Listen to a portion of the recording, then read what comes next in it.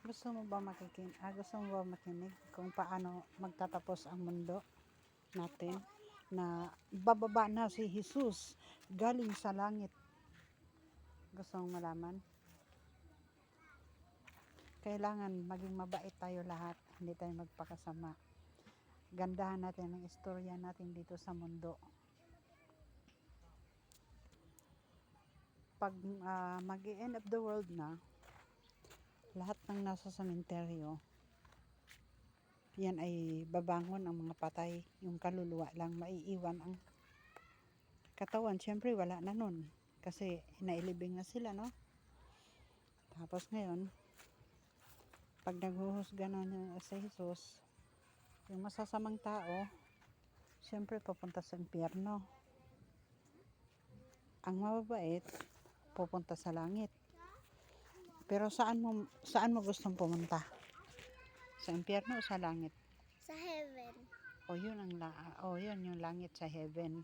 Syempre lahat naman tayo punta sa heaven, natawag nilang paradise. Kailangan magpakabait tayo dito sa mundo. Hindi tayo gagawang masama, hindi tayo mandaya. Pipilitin natin gumawa ng mabuti. Sa madaling salita, bilisan ko na lang. So ngayon, aayusin yun ni Jesus.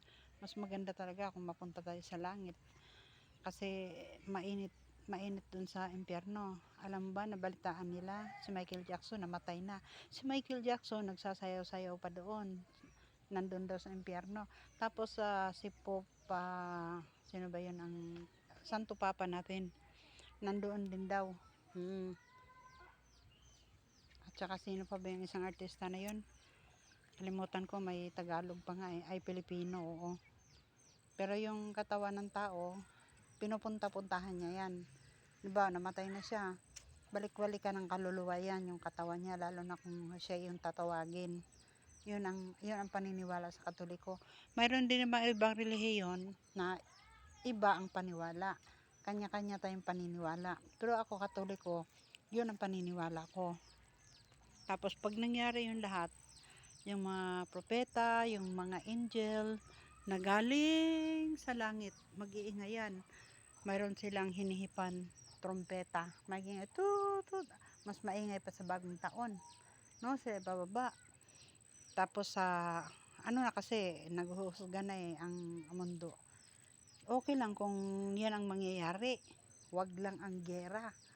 Kasi pag gera, kawawa tayo. Katulad ng nangyari dun sa Russia at saka sa Ukraine, na nagigera sila. Marami pa sa Lebanon, o yung mga pangyayaring ganon.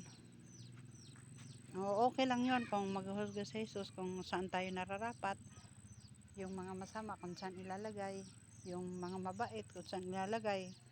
Pero kung pahihirapan tayo bago tayo mamatay, yun ang mas mahirap, di ba? Tara, lakad na tayo.